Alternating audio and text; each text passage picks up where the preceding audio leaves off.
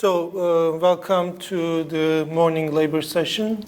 So we have two papers in this session. Both are using similar data sets, firm level data sets, a very rich data set. And the first one is about the effect of minimum wages on firm level outcomes. And Ugur is going to present it. So let's have 20 minutes each. Let's target 20 minutes. You may run a few minutes late if you like. Okay. Can I get mic? Okay. Good morning, everyone. Thank you for the introduction, Murat Hoca. So this is our joint work with Yusuf, Emre, Akgunduz, and Seyit, Mumin, Cılasun. So in this paper, I'm going to present you my preliminary results regarding the firm level effects of the minimum wages. So, as we know from the countries we live in, minimum wage are widely used as a government intervention to protect low-wage workers and to prevent them into the below the poverty line. Okay.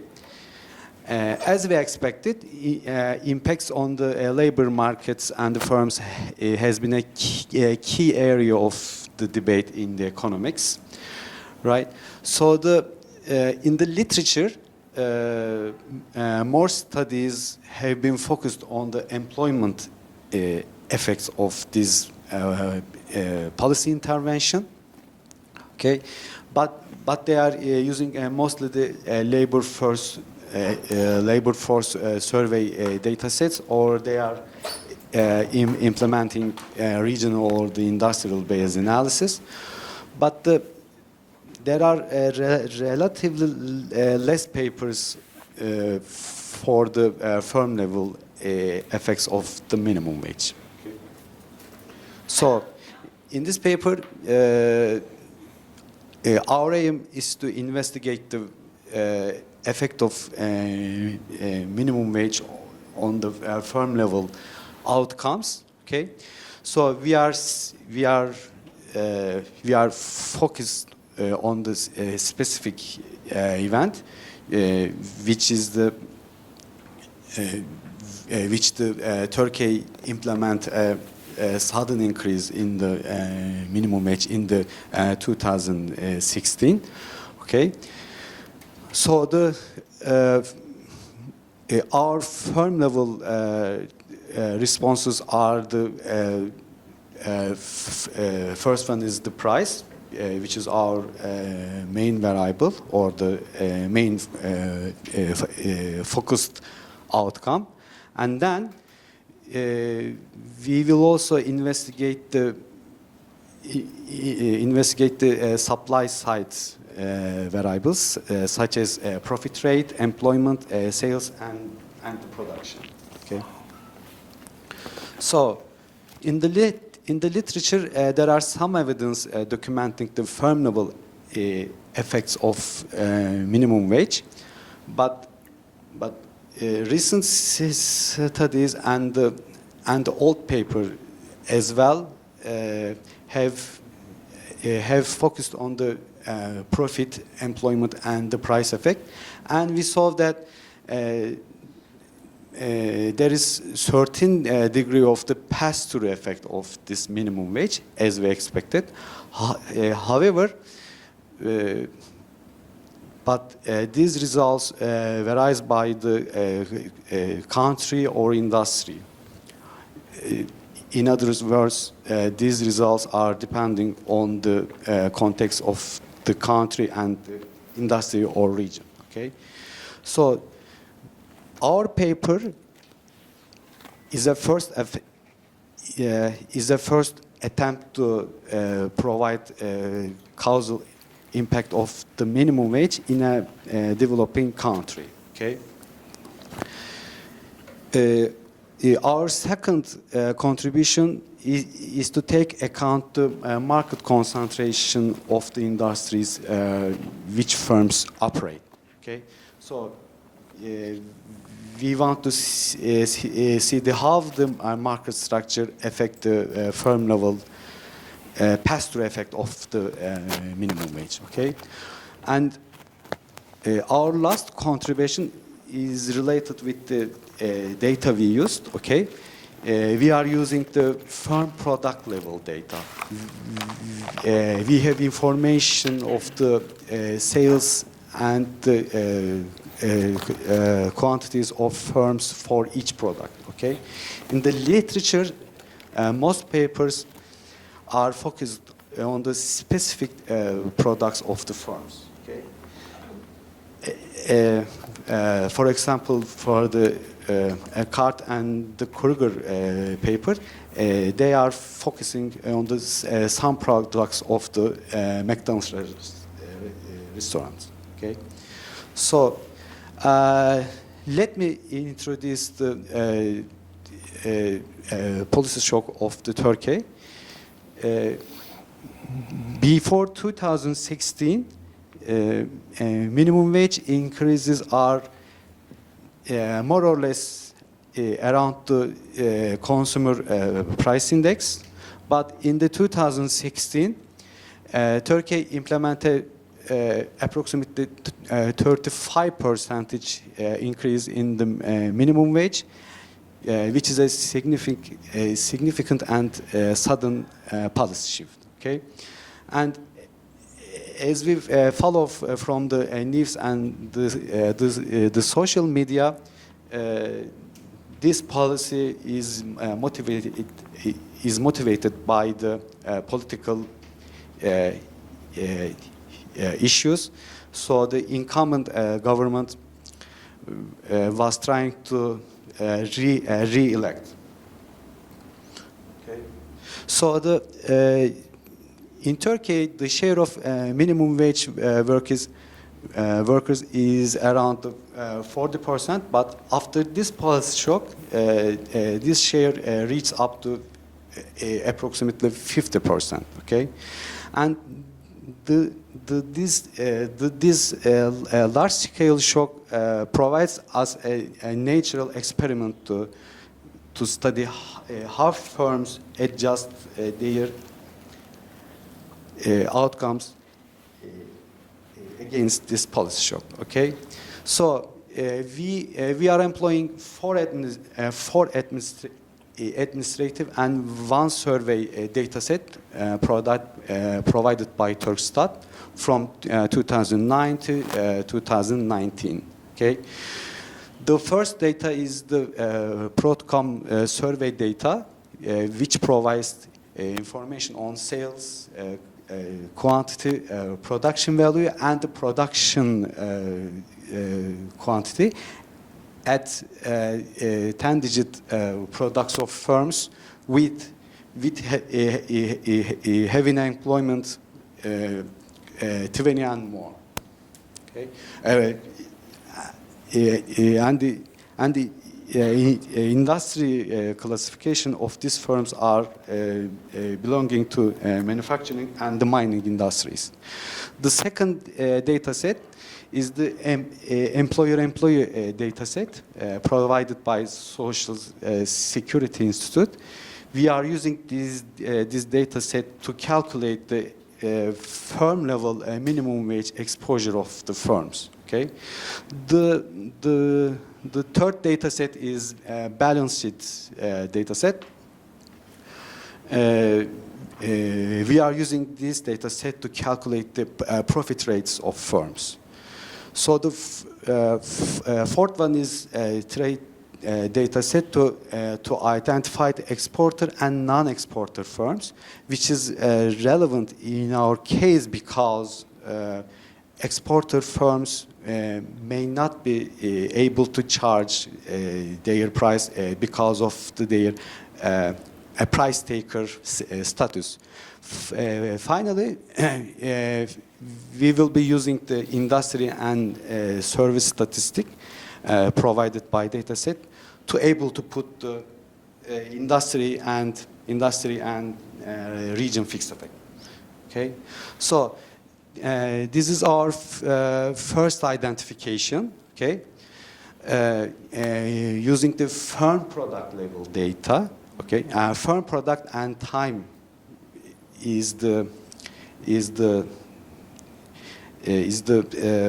characteristic of the data. Okay, our outcome variable is the log difference of the price for the firm F, product P, and time T. Okay, alpha is a constant. Okay, beta is the our coefficient of interest. Okay, we are using the difference with the continuous treatment framework. Okay. The year greater than 2015 is a dummy variable which takes a value from if the year variable is beginning from the 2016, and then the exposure variable is the proportion of the sum of the daily wages below the 2016 daily minimum wage to total labor cost of the firm F. Okay, which called also as a byte index in the German papers. Okay, so in this way we are measuring the potential of the firms affected by the minimum wage shock. Okay, and we have a lot of fixed effect here. Okay, which is firm fixed effect, year fixed effect, firm times product fixed effect, product time year fixed effect, industry time year fixed effect, and then this is the province time year fixed effect.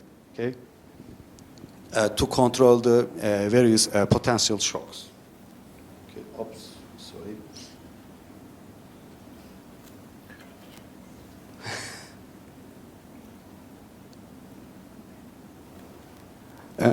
Yeah, okay. Because of the structure of the Protcom data, which is restricting our sample to firms with 20 and more employees. Okay, so the other administrative data sets are around this sample. Okay, so we and then we restricted the firms active in the 2015, and we end up 30,000 firms in the manufacturing industry. So, which is the representative of the 9% of the all manufacturing firms. Okay, so this is our baseline equation results using the firm product level data. Okay, we see that price effect is significant and positive, meaning that firms with high intensity of minimum wages, meaning that high intensity of minimum wage firms are more likely to charge their prices. Okay. By the way, I forgot to say, we also calculate the adjusted price series for each firm by using the approach by Handelwal et al. Okay, and in this case, we see a higher pass-through effect of the minimum wage into their prices. Okay, quantitatively, a 1%, a 1 percentage point increase in the exposure variables, which is the total cost share of the firm. This 1 percentage increase translates into the 0.12 percentage prices. Okay, we have also the other fixed effect, as I mentioned. Okay, so this is the event. These are the event estimates. Okay, we multiply the exposure variables with the year dummy variables, except the pre-shock year, which is the 2015, and we see that pre-shock estimates are around the 0, but after the shock, we see that consequent 2 years, we see a price hikes, but after 2017, we see that the price effect of the minimum wage is around the 0. Okay. So this is the heterogeneous price effect. We are restricting our sample to main products. We specify the main products for each firm according to their sales in a given year. And we see that we have weak evidence for the price, but when we put the adjusted price as the outcome variable, we see that we have a higher estimate, which means this means that firms are decreasing their quality for their products. Okay, so this is another heterogeneous analysis. We specify the exporter and non-exporter firms for their each product, and we see that the exporter firms are not able to charge their prices when they face a minimum wage shock, but for the non-exporter sample, we see that firms are increasing their prices against this labor cost shock. Okay. Okay. So this is the firm level analysis using the two-way fixed effects. Okay. In this case, we are using the weighted prices, where the weights are the revenue shares of each product, and our results remain robust here. Okay? And our event estimates are more stronger here. So the pre-shock estimates are insignificant, while the consequent 2 periods gives us the significant and positive results. So these are the firm level other effects of the minimum wage. Okay, so our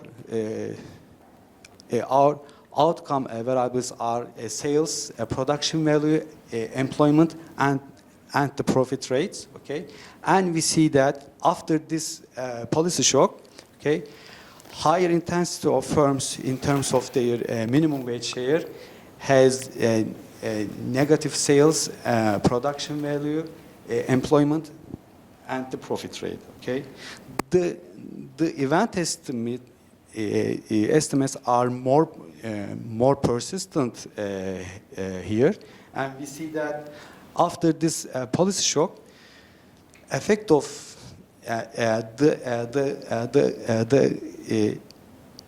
effects are more stronger here.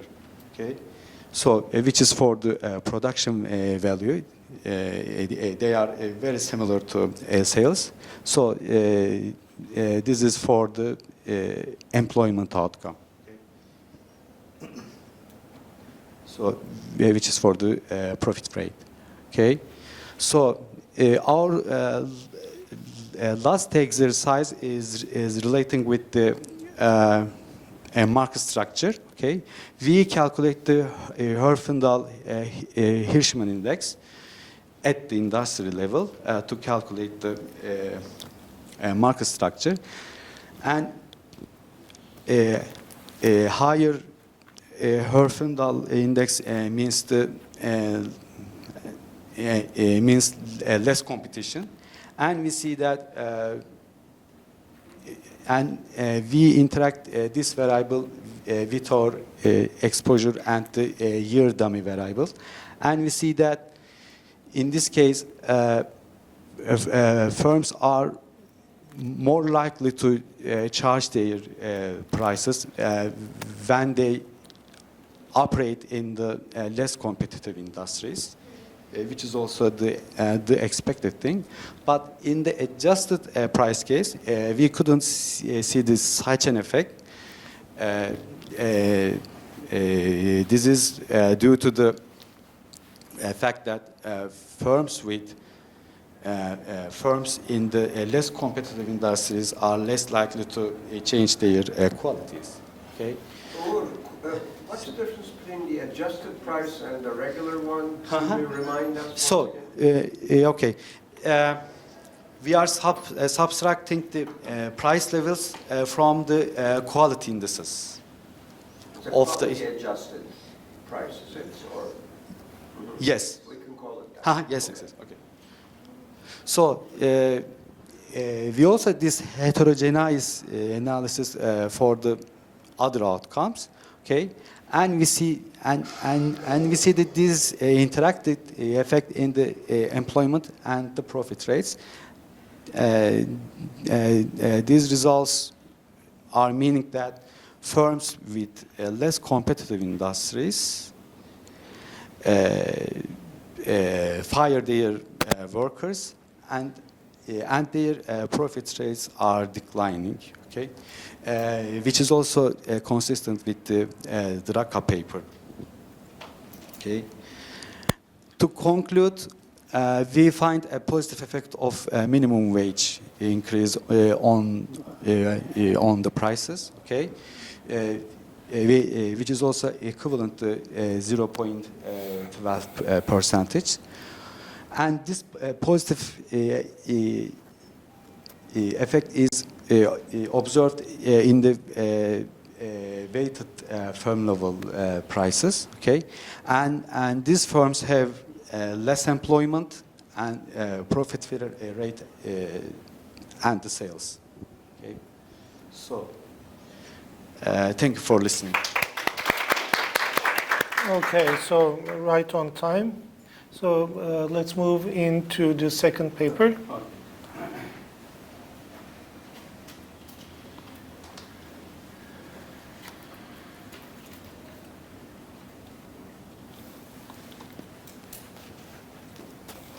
So Güneş is going to talk about the effect of employment subsidies on skill intensity and technological level of production.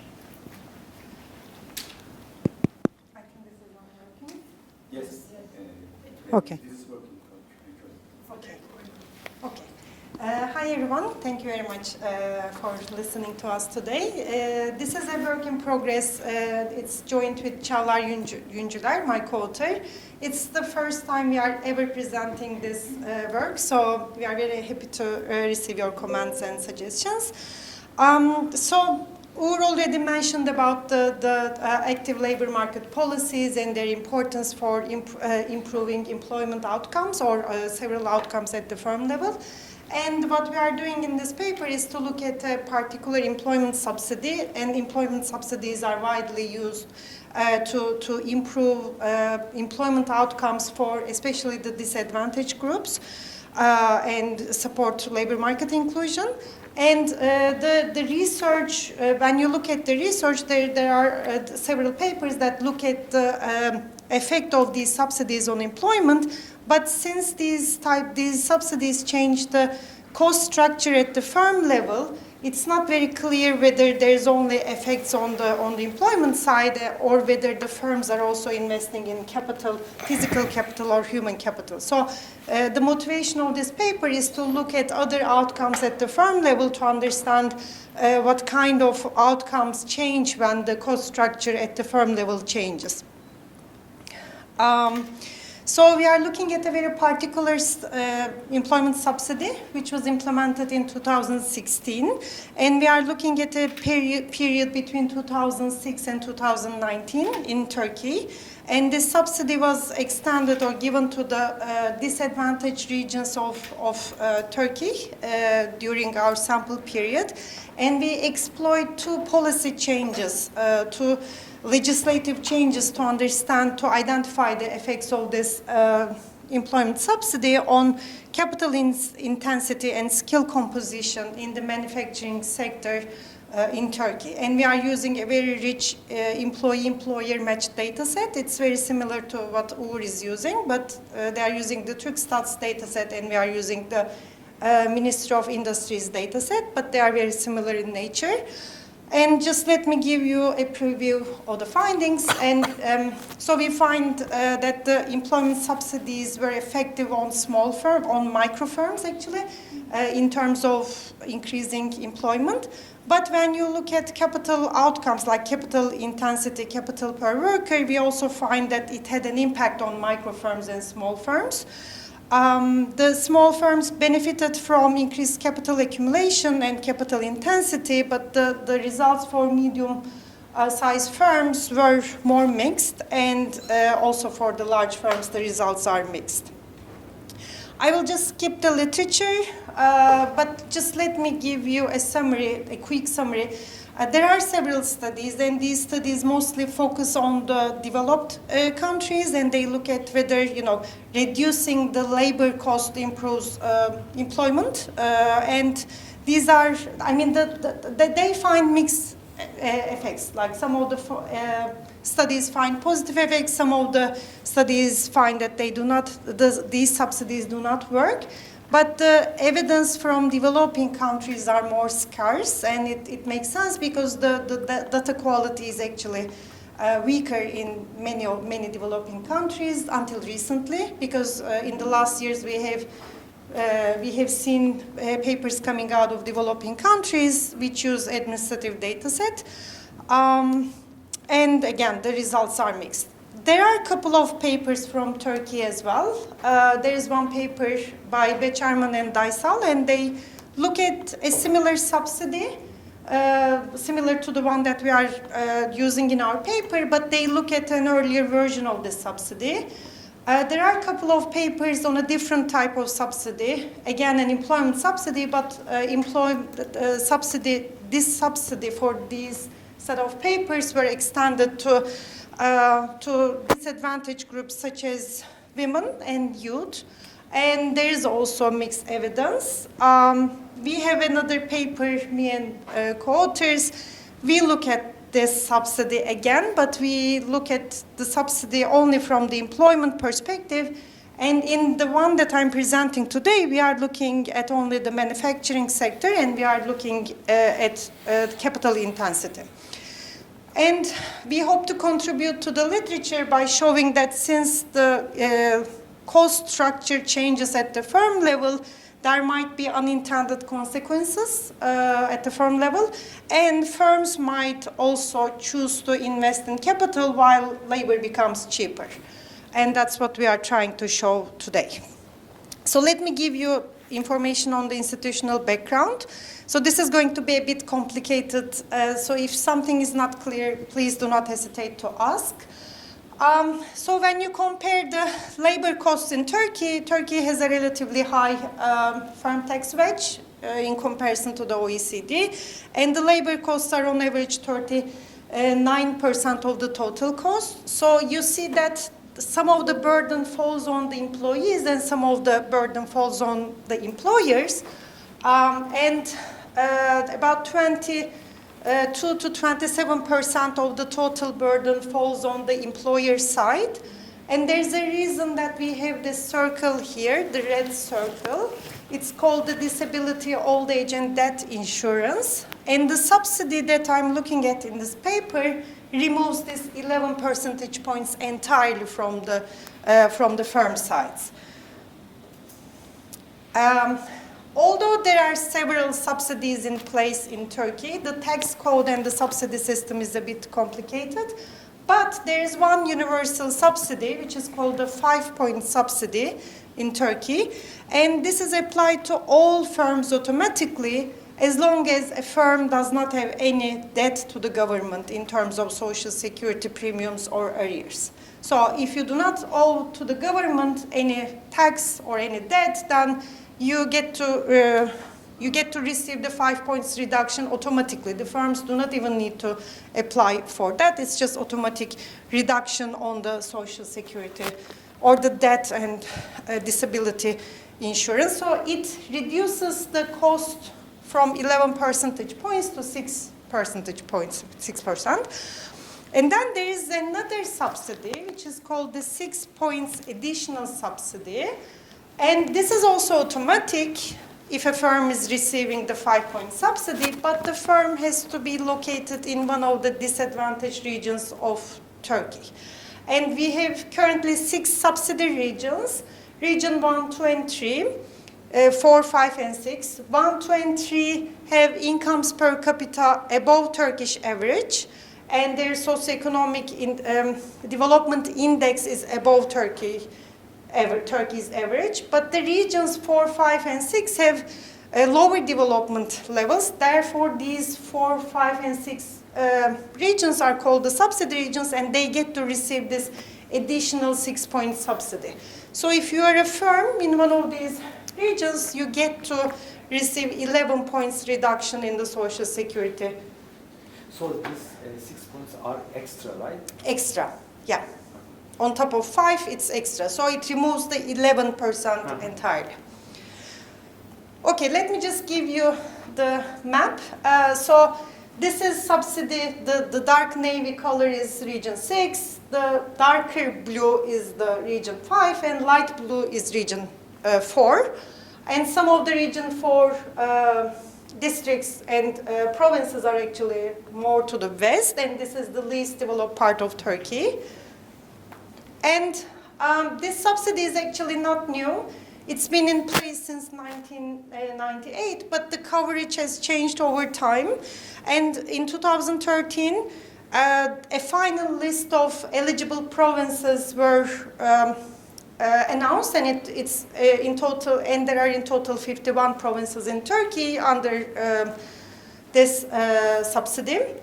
And before 2016, this subsidy was extended to firms with at least 10 employees. So if you were a micro firm with less than 9 or 10 employees, you were not eligible to get the subsidy.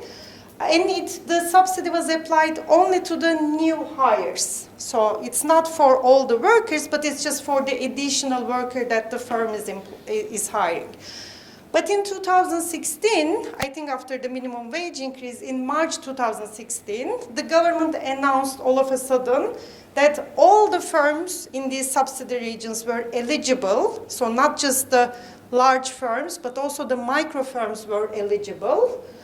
So everyone all the firms in these regions were eligible, and the subsidy was employed to all employees of the firm, and not just the new hires, all the employees. So, think about a firm, it has, 100 workers, all of a sudden you get discounts for all the workers that you have, like 6 points additional discount on the labor cost for all 100 employees. So that's the first change that we are exploiting. But formally hired workers. Formally, exactly. Formal hires, exactly. I got confused, Güneş. Yeah. So you're looking at the policy in 2016, right? Yeah. And they give it to first-time employees of all firms, right? No, all employees of all firms. I see, I got confused. Okay. So Is it at the before, worker level? yeah, it's at the worker level. Sorry, So your analysis is at... no, is at the firm level, Ah.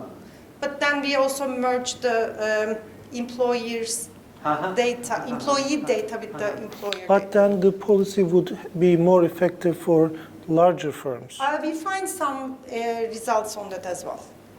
For larger firms, at least for capital intensity. Okay. And there's another legislation change. So remember I told you, I showed you a map like this one, and these are all provinces, and our sample period is between 2006 and 2019. And in 2020, August 2020, you know, a period which is not in our sample period, like 2020, the government announced that it's no longer giving the subsidies based on provinces, but it's giving the subsidy based on district, socioeconomic development levels of the districts. So all of a sudden, there were 99 additional districts which were previously under Region 1, 2, and 3, which were not eligible, but became eligible after 2020. So think about Ankara. Ankara is one of the wealthiest regions, provinces in Turkey. And if you are a firm located in Haymana, Bala, or Çamlıdere, before you were not eligible to get any subsidies in our sample period, but in 2020, you all of a sudden became eligible. And you are classified as Region 4 after 2020. So this means in our sample period, there were additional 99 districts which could have been eligible but were not eligible, so that this gives us a credible control districts to compare with our treatment districts. And this is the subsidy regime after the legislation change in 2020. So you see that now it's a very mixed map, and there are several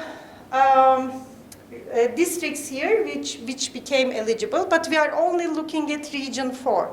And the reason is that, so you see here, these regions are quite underdeveloped in comparison to the Turkish average, but the light blue ones are closer to the Turkish average, and these 99 districts were reclassified as Region 4, so they are more comparable with each other. So we want to make the treatment and control groups comparable. That's why in this version of this paper, we are only looking at firms in Region 4 districts. And so the assumption here is that these 99 countries or districts in our control groups had the same development levels as our treatment counties between 2006 and 2019. And any question? Yeah. Can I see the exposure? This one? Yeah, no, the difference in difference. I haven't shown you Okay. the equation yet. And so what we do here is to look at the socioeconomic development index of the treatment counties and the control counties. And this is from the Ministry of Industry and Technology. They have these, you know, indices for 2004, 2017, 2022. And remember that our sample period is between 2006 and 2019. And during our sample period, the difference between the difference in socioeconomic development levels of treated and control regions are insignificant. So this actually validates our assumption, suggesting that, you know, these later treated counties, the firms in these later treated districts can be credibly used as control units for our treatment firms. This is the equation that we are estimating. We are looking at outcomes employment, such as employment, capital stock, capital and labor ratio. We do not have such rich fixed effects as Ugur and Seyit has. We haven't done that. But we control for province-specific time trends, not the time province year fixed effects, but province year time trends, industry time trends, to relax the common trends assumption. Again, this is work in progress. We are trying other alternative specifications as well. We have the technology level fixed effects. We have the province fixed effects. We have the year fixed effects. And very. How did you measure technological level of? So for the manufacturing firms, the EIS data set that we are using in the study, they actually have this classification. So we haven't calculated anything, it's in the data set. So the ministry classifies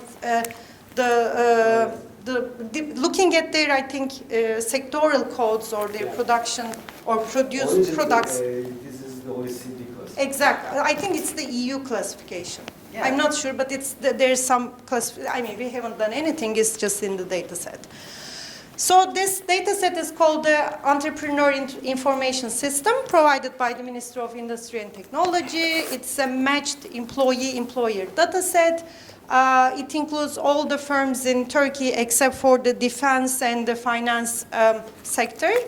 There is also the worker data, and in the worker data we can observe the occupation classifications, and this is actually helpful because we can see the skill distribution at the firm level using these ISCO codes, these occupational codes. Again, we restrict our analysis into manufacturing industry only, and we run our regressions based on micro, small, medium, or large firms. And let me just clarify again. The micro firms are the firms which have less than 10 employees.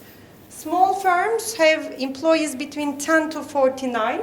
Medium firms are between 50 and 249. And large firms are the ones with more than 250 employees. So, which classification you use to measure the skill level of? So there's the ISCO code. I mean, I don't have much to show you here, but I'm just going to give you a preview. So we have the skill information. So when you open the worker data set, you observe the ISCO codes. And you also observe the firm ID. So how did you categorize the ISCO codes? Okay, so if the ISCO code starts with 1, it means it's a managerial position. If it starts with 2, it's professional occupations. If it starts with 3, it's associate professionals and technicians. And then after that, so this, the occupations which start with 1, 2, or 3 are high skill occupations. Then there's the medium skill occupations up until 6, I think. And then below 6, it's the low skilled workers. So there are another classifications using the routineness or abstractness of the maybe you can use. Exactly. But they also rely on the ISCO codes because in order to estimate whether it's routine jobs, manual routine, or cognitive skills, then you still use the ISCO codes to measure, to come up with that measure. Just apologies in advance because again this is work in progress and I don't have too many slides to show you, too many results to show you, but I will give you just the basic outcomes that we show you the results for the basic outcomes that we are looking at. So when you look at, when you estimate the specification, the model separately for micro, small, medium, and large firms, we find that the subsidy was effective for employment, low employment for micro firms, as intended. Because remember that before 2016, these micro firms were not eligible. Only the firms with more than 10 workers were eligible, and in 2016 these firms became eligible, and so we find that there was an impact on employment. But there, we do not find any effects on other firm types. Maybe better to call it the effect on formal employment. Exactly, exactly.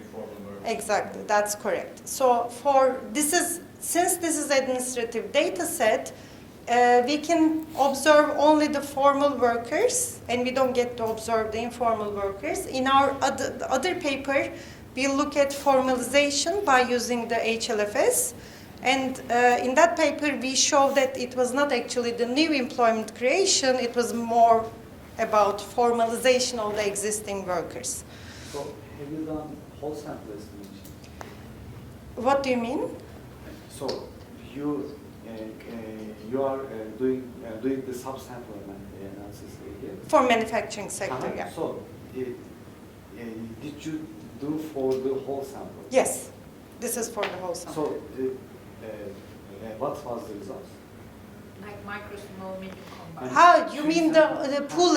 Yeah. No, I haven't done that yet. Okay. Because, I mean, the subsidy were initially intended to include the micro firms, but since the classification changed in terms of, you know, giving the subsidy to additional hires versus all employees, we included the other types as well. Okay, so the results on tangible assets, perhaps not everyone is familiar with tangible assets. When we say tangible assets, it's actually including the inventory, the land, the machinery, all types of, you know, factors of production that you can monitor, that you can physically count and, you know, put a monetary measure on. And when you look at the tangible assets at the firm level, we find that there was an increase for the tangible assets for micro and small firms. And there is some evidence of large firms, but I think since the number of large firms in these underdeveloped regions are very limited, that's why the estimates are quite noisy, and I don't think at this stage at least this is quite reliable. We need to work more on the medium and large firms. What's the rationale? So their cost decreased and Their they cost- spend more on capital, you said? Exactly, yeah. Because you save on labor, therefore, if you are, especially if you are credit constrained, like if you are a micro firm, small firm, and you are credit constrained, since your costs decline, you might want to, you know, invest, or you might have additional resources for. Scale effect, right? It's Yeah. just One suggestion could be just focus on machinery and Exactly, that's it. So that was for tangible assets, but if we specifically look at machinery and equipment from the balance sheet, we find that there was a significant increase in machinery and equipment for micro firms and small firms, and actually the effect is stronger for the small firms. If you look at capital labor ratio, and if you use the definition of tangible assets for the capital stock, we still find a significant and positive effect, capital labor ratio. Again, for machinery and equipment per worker, we do not find effect for the micro firms, but we find an effect for the small firms and also for the large firms, but the coefficient size is very large, so I'm not sure whether that makes sense. We have done some robustness checks, and we've tried to understand, like, what's the threshold. Okay, I'm almost done. So when you look at the firm size, different firm sizes, after which point the results become more significant. And actually, before firm size up to 7, there doesn't seem to be any impact, but for the firms which are just at the threshold between 8 to 12 in 2016, the effect seems to be coming from these firms, like small firms, but who are just at the margin of being micro and small firms. I've done some other estimations, and I was only able to take them out last Friday from the ministry dataset. I couldn't find time to reflect these into my slides, but we have also matched the worker dataset with the firm dataset, and we looked at the skill distribution at the firm level. And what we find is that although we do not find any impact on the medium-sized firms here, in terms of the skill distribution, the share of skilled workers increased in the medium firms. And when you look at whether it comes from managerial positions, whether it comes from professionals, technicians, we find that the share of workers employed as professionals increased, and also the share of technicians and associate professionals increased for the medium-sized firms after the subsidy change. And the next steps to check are the firm entry and exit, firm level profits, as you have done, because perhaps they're not doing anything when their labor costs decline. It's reflected as increased profits. That could be also an option. So we are going to check that, and we will check whether credit constraints play a role in these, decisions at the firm level. Yeah, and that's it. So we find some evidence, although we still need to work on the results, we find some evidence of complementary relationship between employment subsidies and capital formation. We find effect on capital stock increases for micro and small firms, but in terms of the skill distribution, we find an impact only for the medium-sized firms, and we hope to contribute to the literature by providing more evidence on these margins. Thank you very much. Thank you, Güneş. Okay, so right on time.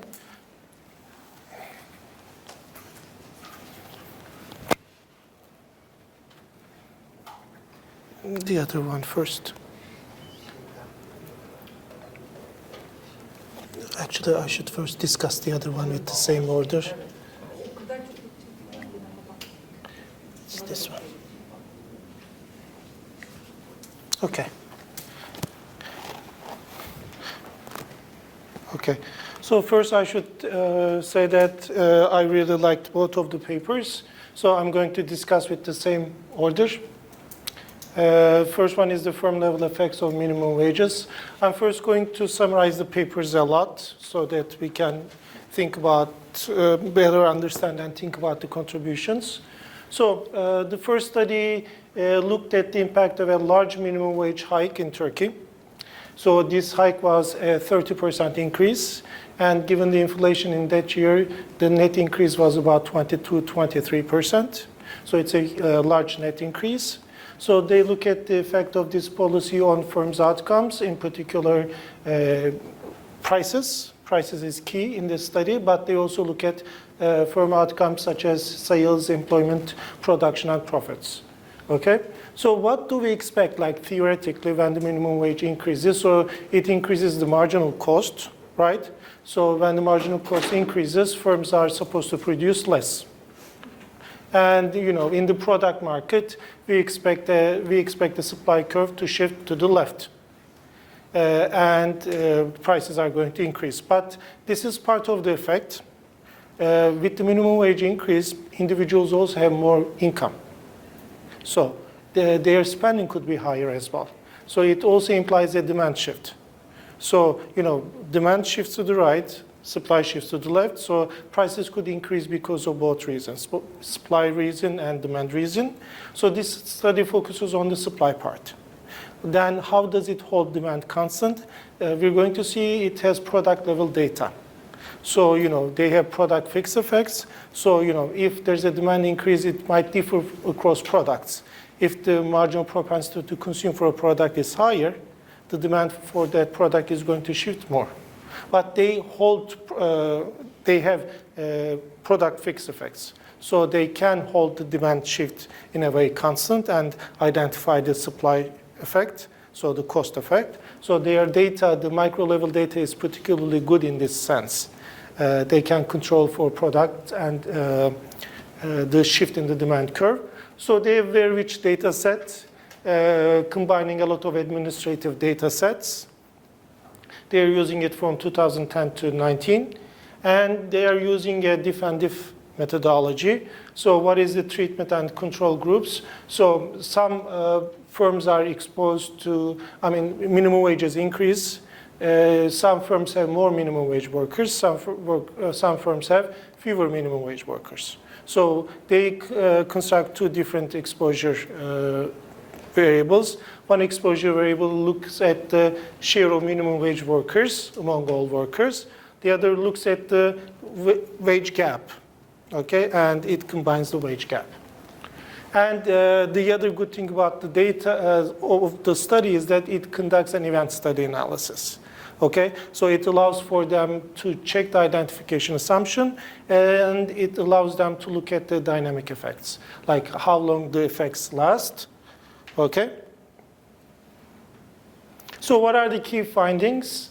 So the price effect is that the minimum wage increases prices after the shock, but they claim that this doesn't last too long. Actually, I'm going to talk about this. And in terms of other margins, they find they do this nice thing about quality adjustment in prices, okay? And they also find that the minimum wage increase reduce product quality, and they account for it in the prices. So they also find that firms in more concentrated industries, in these industries, prices increase more. So where market competition is less, where there's more market power, prices increase more. And firms contract because of the minimum wage increase. They find that their production, employment, and profits decline. And these persist. These persist over time. Okay. So, what are the contributions? So, this is the first firm-level data, firm product-level study for Turkey on the effects of minimum wages on prices and firm outcomes. One very nice feature about the data is that it accounts for quality adjustments. So like when prices increase, firms may lower product quality. Like food, let's say in a restaurant, you may get worse food. So they account for that. The other nice thing about the data is that it provides dynamic evidence. It shows that price effects are short-lived, okay? If we look at the literature, they discuss the literature, and they say that the previous literature in the US and UK generally look at the service sector, and they generally look at the low-skilled industries. But this study looks at manufacturing data. Okay, so it's different in that sense as well. In these previous studies, the previous studies find that minimum wages increases prices, but this effect is generally small. Okay, in the Turkish case, they seem to find larger effects, if I understand it correctly.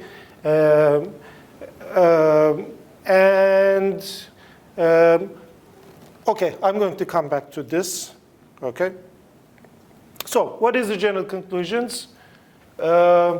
They generate short-term inflationary effects, but the long-term effects remain for firm activity and profitability. So the price effects are short-lived, but firm production effects are longer-lived. Okay, so my general evaluation is that it's a very strong paper. It has great data. It has a clean identification strategy. And one key feature is that they adjust for product quality in accounting for prices. They account for dynamic effects, and they also check the identification assumption. Okay, and the other key feature is that they do heterogeneity analysis by market structure. I think these 6 features make the paper a strong paper. Okay, so what am I going to say negative about this? Not negative, but things to improve. Constructive negative, yeah.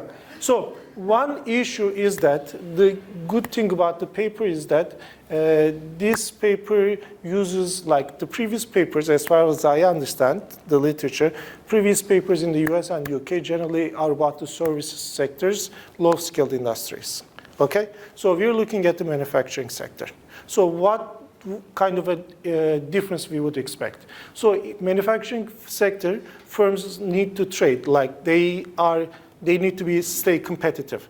Like if it's a restaurant, you can raise the prices locally and you may not get affected so much. But if you're a manufacturing firm, if you raise the prices a lot, you will lose customers because others are selling for lower prices. So you cannot raise prices so easily, okay?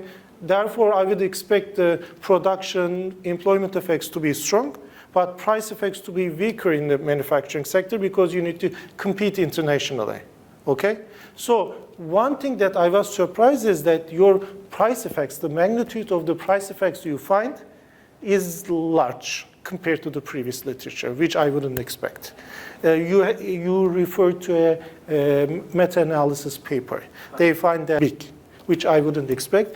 The other reason that it's a bit somewhat strange is that, you both find a high price effect and a high negative effects on firms' production, profitability, and so forth, right? So if they are able to raise prices much, I wouldn't expect so much negative effects on firms' outcomes, right? So they seem not to be in line. So I would expect more of a lower price effect here, but negative effects on firms' outcomes as you find, because these are manufacturing firms. They need to stay competitive, not just locally, but at the country level and internationally. Let's say they're exporting, right? So, maybe especially the price effects needs to be checked, maybe. So, other comments. First, definition of the exposure variable. I think you can do better in this. So, you look at the minimum wage costs, okay? But the thing is, like maybe everybody is a minimum wage worker, but these workers are a small part of your total cost. Labor cost is really small for the firm. Okay, so rather than looking at the minimum wage cost in the labor cost, you need to look at it in the total costs. So what is the fraction of minimum wage or labor cost, even labor cost, in total costs? Okay, because even if, as I said, labor may not be so important for a firm. So I think it's better to look at total cost. So the other thing is you use many fixed effects, which might be good, but it might also, if you're using a lot of variation, a lot of fixed effects, it might also kill the variation in the exposure variable. So we need to be careful, especially, the exposure, if you put fixed effects at the level that the exposure variable changes, it cuts both ways. So we need to be careful. At least we need to check the robustness with different levels of fixed effects. We need to check how the results, especially with interactive fixed effects you're using. They do this quality estimation, which is great. So the idea is that the idea what I understand is you understand it from the quantity. If the quality is going down, the quantity that is consumed goes down. So the method looks at the quantity and prices together and takes the residuals. Like if the quantity is going down, that means that the quality is going down. The intuition, I think, is that. But you use firm fixed effects everywhere, but not in that equation for some reason. That's something to look at. That's what I saw, at least. So what is this? Okay, like putting it into the international literature. Okay, the fourth comment. So one thing that is different in Turkey is the informal labor adjustment, right? So, because firms can move into informal labor, in a way we might expect the effect to be smaller in Turkey, okay? Because they have another margin of adjustment. But on the other hand, labor intensity is higher typically higher in Turkey, so this might be important. Labor intensity is higher. Also, a lot of the workers are minimum wage workers, so we would expect the effect to be stronger in Turkey. So we should discuss these kind of things. What do we expect in comparison to the other literature? Okay, why we would expect a smaller effect, or why would we expect a larger effect? We should discuss about these things. One thing is firm survival. So minimum wage increases, it could push some firms out of the labor market. I know that you have firm fixed effects, but if there's heterogeneity in the impact estimates, you might be losing the firms that give a bigger response through that. So, it's important to check how big this effect is, if firms are dying because of this. The other thing is that, it's great that you conduct this event study results, you check the identification assumption, but this is not a sufficient condition. If the treatment and control groups are really different, a shock that happens afterwards, after 2016, could still affect these two groups differently, potentially. So it might be good to look at how balanced these two groups are, okay? So the other is heterogeneity checks, okay? So you could look at exporter versus non-exporters, because, again, we would expect the price effect to be smaller for exporters, right? Because they need to compete internationally, they can't really raise the prices much. Again, tradable, non-tradable could be similar, okay? And you could do maybe low skill, high skill. We expect a bigger effect for the low skill sectors. This is more like a robustness check. We expect a higher effect on low skill firms. Do we really get one? Okay, we can look at that. One thing about the dependent variable, in prices, you take the change in log prices for some reason, not log prices, but the change. On the inflation, not the price level. But I think price level would be, I think, better, and it would be consistent with the rest of the analysis. In the rest of the analysis, you're using levels, right, not changes, with firm level outcomes. So also the interpretation of the fixed effects, those kind of things change when you take the change in prices. I think it's something to look at, what happens if you don't take the change. Herfindahl index, this is good, but it's a proxy. The thing is, like there may be many firms in a market, so it looks competitive. But there might be a lot of product differentiation, so there might not be so much competition, okay? Or locally, maybe you could also look at concentration, the geographical things. You could also maybe generate, I'm just thinking loudly, generate a concentration, a competition index, looking at locally, Herfindahl, local Herfindahl. Local and industrial, right? Yeah. Uh-huh. So one important thing about the interpretation is, I'm not sure about your interpretation that the price effects die after 2 years. In the event study analysis, when you account for the quality, they don't die after 2 years. And in the firm level analysis, when you aggregate, they don't again die. So I'm not sure about the statement that they die after the 2 years. If you look at the graphs, it doesn't look like that. So for future work, you can look at the worker level outcomes, okay, like formal employment and wages, okay. How it affects firms, the workers' movement across firms, across occupations, sectors, or even provinces because of this.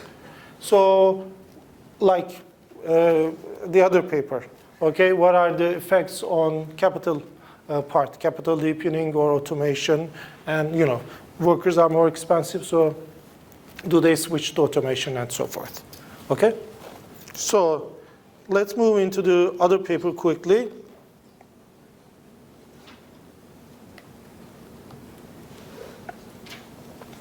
So in this case, In this case, the policy is a minimum, employment subsidy, okay? A 6-point additional subsidy. We are looking at the effect on employment, capital investment, and capital intensity. Okay, defined as capital labor ratio, and they are in the process of extending the outcome variables to several other things. Turkey has high tax burden, so this is an important thing. So the identification strategy looks at regions. Some are targeted regions, some are not. We're going to get to the details. Again, they use a very similar data set, using detailed social security data as well as firm data at the micro level.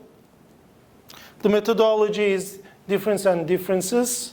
I'm going to get to the control and treatment group. The key findings is that, especially for small firms, they find larger effects, micro and small firms. They find larger effects on employment, but as well as on capital intensity. Okay, but the bottom line is that firms can successfully support employment and investment without causing adverse effects on capital accumulation. Okay, so they claim that labor and capital are complements. So what do we expect theoretically here? Like they lower the prices of workers, right? Just the opposite. So in the cost minimization problem, workers are cheaper, right? So firms are going to replace workers with capital, okay? But it lowers the marginal cost, so firms are going to expand. There's also a scale effect, right? Because of expansion, both capital and labor is going to increase. So what happens to capital depends on whether the substitution effect or the scale effect dominates. Essentially, you find that the scale effect dominates and capital also increases as well as labor, right? So both labor and capital increases. So for capital, you find that the scale effect dominates. So actually, about what is the identification method? Turkey is divided into these regions in terms of provinces. Province 4 was previously not getting these benefits until 2016. In 2016, region 4, let's say call it group 4, group 4 started to get this, okay? Small firms, micro firms. I'm getting, group 4 started to get this. But what is the control group? Regions 1, 2, and 3, okay? Regions 1, 2, and 3 didn't get it. Region 4 got it, okay? So the treatment is region 4. Potential controllers is region 1, 2, or 3, okay? But I completely misunderstood this part. Now I realize I thought that previously nobody got it. After the policy, you could get the first 10 workers. So I thought that it's really the micro firms and small firms that were affected more, because the results suggest that as well. You got stronger effects on micro and small firms. I thought it like this. But now I realize that the first 10 workers were already getting it. So micro and small firms could already get it because the first 10 workers were getting it. Now everybody gets it. So it's the bigger firms that really are treated in this case, right? But the bigger firms were already treated before 2016, but only for the additional hires. For the 10, for the first 10. No. Let's suppose you have 100 workers. You want to hire the 101, the first worker, additional 1 worker. This additional 1 worker was getting. Yeah, but now all 100 are. All 100. Yeah, but so again, large firms are affected more. Large firms are affected more. So,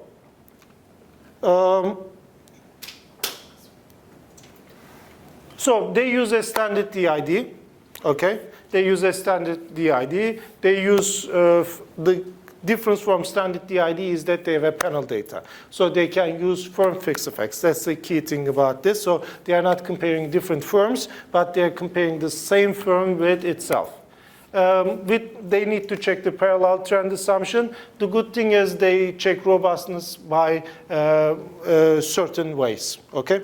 So let's get to the contributions, okay? First is the context, okay? you say that, this is again done for Western countries, but this is for the first time in Turkey. So, I like this kind of contribution, but again, if you say this is maybe your top journalist JD, right? If you cannot generalize it even more. So one thing is that, you're looking at some novel outcomes compared to the previous literature. Your data is great, okay? Also, your results are interesting because, you show that both employment and capital intensity is increasing. The other good thing about the thing is that, this is not a pilot program or randomized RCT, right? This is a large, done at the country level, so you look at the effects of real policy. So you can track an employment and capital investment at a very fine level. And you have a careful identification, and you look at the production technology, not just hiring decision, okay? And again, you look at a context where labor market frictions are different from US or Europe. So what are my comments? First, treatment definition. Like, I got it in the wrong way, but you can define it is some other way. You need to account for this level, like just the opposite of now that. I thought that, you could look at the number of workers that are affected. So now big ones are affected. So it needs to be, the exposure variable needs to depend on the size of the firm in 2015. Okay, you need to redefine this, but it needs to depend on the size of the firm. Like if you do pooled regressions as Ugur suggested, okay, you can do it. You can define it in that way. So for robustness, you can do alternative control groups. So like you're comparing 4 with 1, 2, 3, but you could also compare 4 with 5, 6, right? Because they were affected in both times. This was not affected, now affected. So 5, especially 5, could also, as a robustness check, could be a control group. Hocam, I checked the number of districts which were newly classified as Region 4, and we don't have a lot of districts which are Region 5 after 2022. So like we have. So they need to be affected in both times, right? You need to find firm counties that were affected before and after. Also, like what you do is you take group 4 as treatment, right? Then for control, you go to 1, 2, 3, and you find the counties. Yeah. You found the counties that were affected in 2020. What is the purpose? They need to be similar. Yeah. Like they were on the boundary, they need to be similar. But the thing is, let's say your control group is in some countries in province 1, okay? In group 1. They could be in country group 1, okay? No, what am I saying is, forget about that. So you got 4 as the treatment group, yeah. Okay? Let's say now you get county in the 4th group, right? Counties in the 4th group. No, you take regions 1, 2, 3, and find the counties in group 4, okay? But in group 4, okay, in group 4, some counties could be in county group 1, for instance. From the treatment group, they promoted. I mean, so you may not be comparing great places. Like in group 4, there could be a county that is really good, group 1. Mm-hmm. So you're taking it as a treatment group and comparing with, so you need to define treatment and control groups based on counties only. Okay. So you need to take, take county group 4. Some of them were affected before, some of them were not affected. Then country group 3, affected, non-affected. Country group 2, affected, non-affected. Okay? So in your case, you might be comparing country groups that are very different. Okay? Because treatment is defined at the province level, control is defined at the county level. So instead of that, you could do this kind of I've actually read on the estimations excluding the city centers, for instance, Adıyaman city center. But this is more methodological, right? You could do this, take country group each time and define treatment and controls in that way. Okay? So one other thing is the spillover effects. Okay? So like some countries are affected, it doesn't mean that the control groups are not affected. Okay, they could be affected in many ways. One is the supply chain spillovers, which we find with Mumin and others. So they're like through the supply chains, firms in the control regions are also affected. So at least you need to admit this. Okay, you cannot do much about that. As you said, you can, for you, just the opposite. You can try additional fixed effects, especially you try trends, but you can also try province year. The thing is, province year in your case is very tricky because it's so much correlated with the exposure. But you can, sector years are safer. Sector years are, for province, you shouldn't do province year, but maybe more aggregate levels. More like regions, right? Not 2 or 5 regions year, because your exposure is also, but you will have it now at the county level. If you do what I suggested you will have it at the county level, so you could do it at the NUTS 2 level. You should show the event study results. For sure you didn't have that, so in the same way, you should show the event study results and balance tests, okay? You should look at, you can look at maybe, you talk about this long-run productivity effects, like through capital intensity, but you might want to look at productivity directly. So one disturbing thing is you have very large effects for the large firms. You need to look into that, like you cannot really interpret them. And they are statistically significant sometimes. It looks really weird. So, we need to look into that, okay? I think that's it. Sorry, I took longer. Let's have some questions in the 5 minutes that we have. Yeah. So thank you very much for the interesting presentations. I was wondering, for the first paper, you have this large average effect for the firms using the fixed effects, but this hides actually what happens over the years. So you showed us the graphs for the yearly effect, and it's so it changes whether you use prices or employment and so on. And I was wondering if you used distributed fixed effects, that would show the yearly effect better. So you have an impact dummy function. Maybe we can talk about it later in the coffee break, how to do it. So you have distributed fixed effects. So yeah. So you can so it shows the yearly effect, and so it might be a better. So you mean the event studies? Basically, he is doing that. Mm-hmm. No, it's different from the event studies. It's still a fixed effect, but you include something like a dummy variable for each year, and it shows the effect for each year, basically. So it might be an interesting way to do it, but depending also on your data set.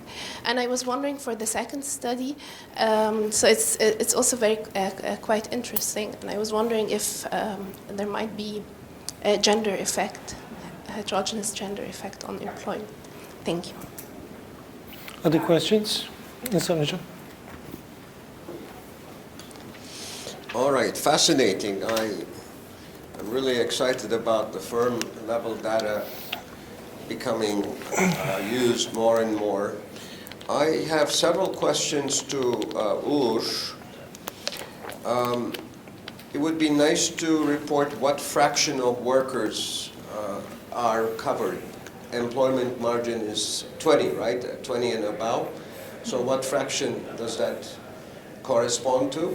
So now it is approximately 9% of all manufacturing firms. But your number of observations is super high for only the 9% of manufacturing. But this is at the firm product level.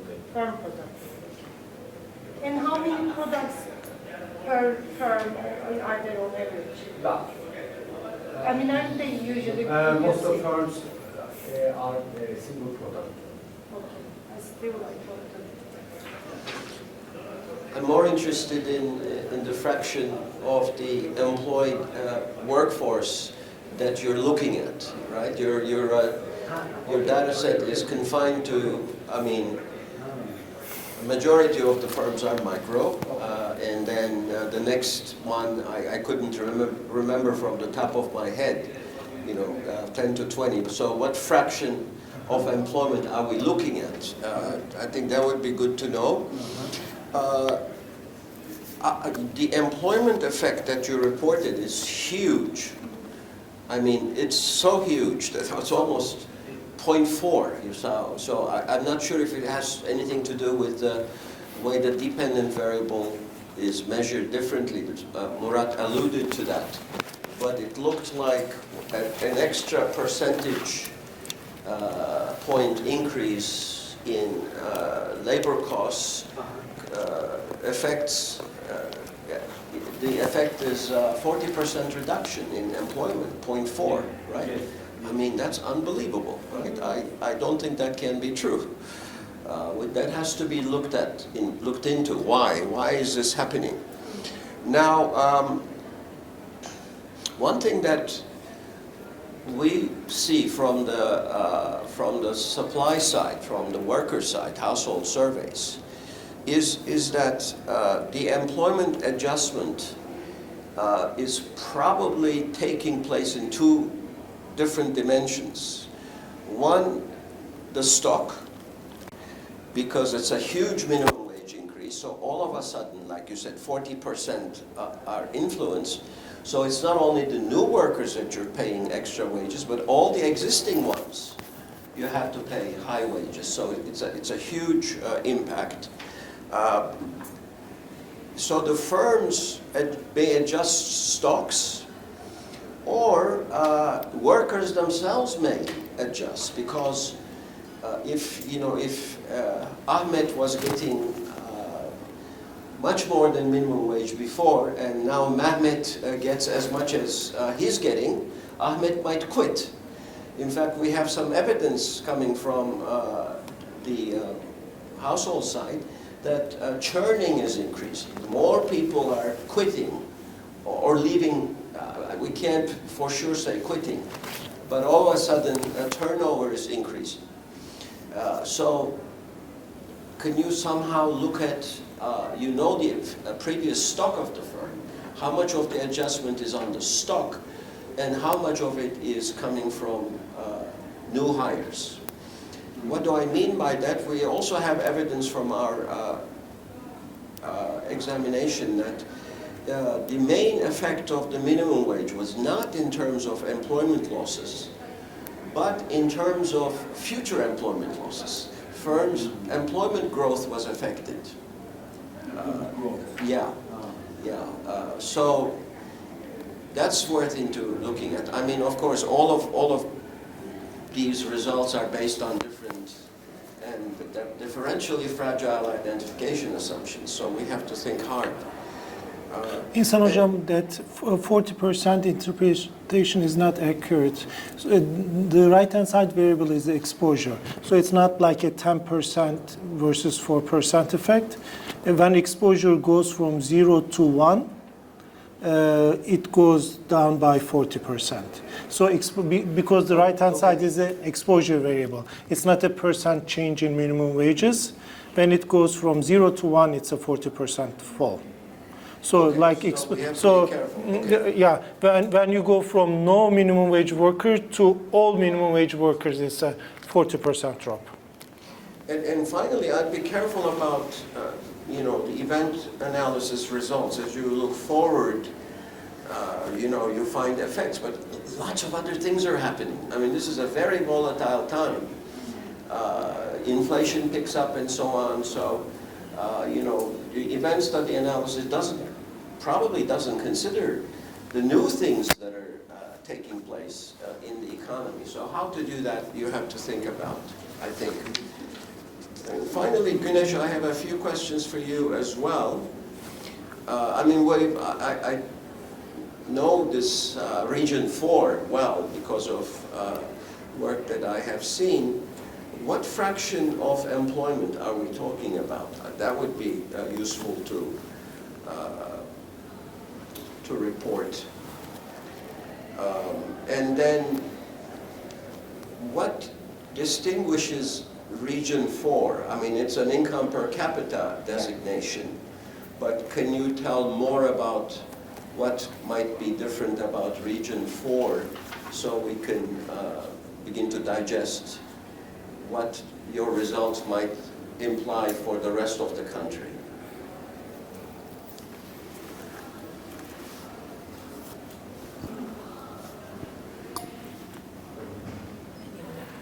Any other? Then maybe you can just respond a bit. Yeah.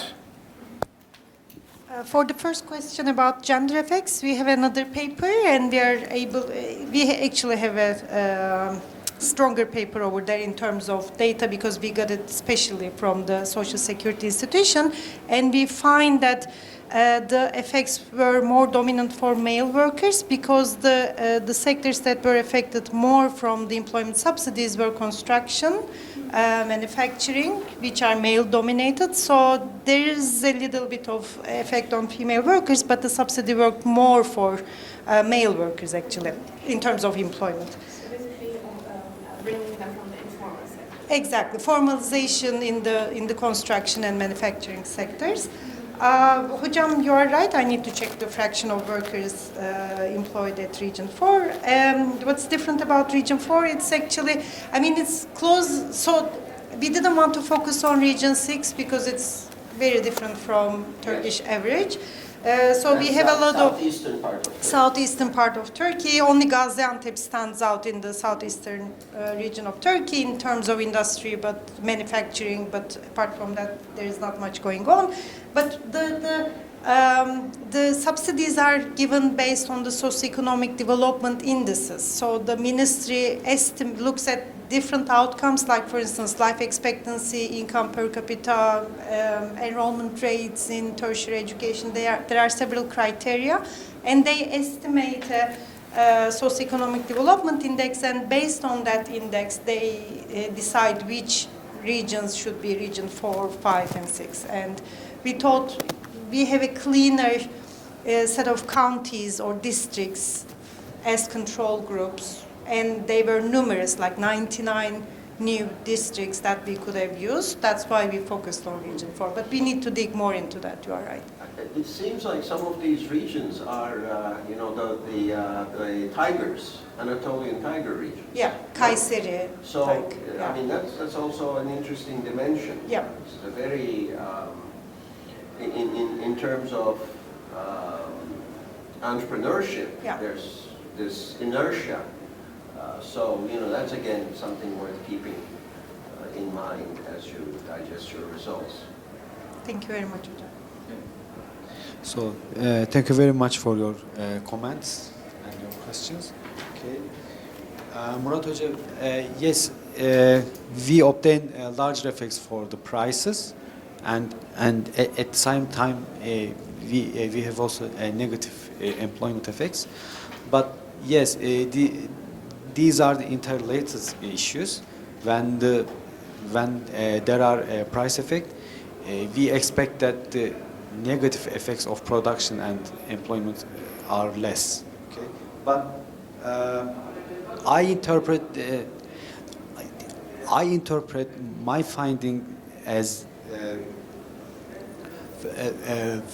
firms could not keep their profit before the pro-shock level, and I interpret that these price effects are not enough to keep their profit in the pro-shock level. Okay, and I'm gonna lose the fixed effect and try to obtain the new result. In the quality estimation part, yes, I did not obtain the firm fixed effect because this quality adjustment is based on a theoretical paper. Mm-hmm. Originally, this is to use the quality adjusted price for the tradable goods, okay? And we convert this approach to firm product level data, and in their equation, I drop the destination part fixed effect, and therefore we do not need to firm fixed effect because their identification. Okay, so lady, you mean the distributed fixed effect as the event in the event we are putting the industries instead of the time, right? Okay. I'm gonna check that issue. So for the insan hoca, so I'm gonna look at the employment fraction of the firms with 20 and more employees.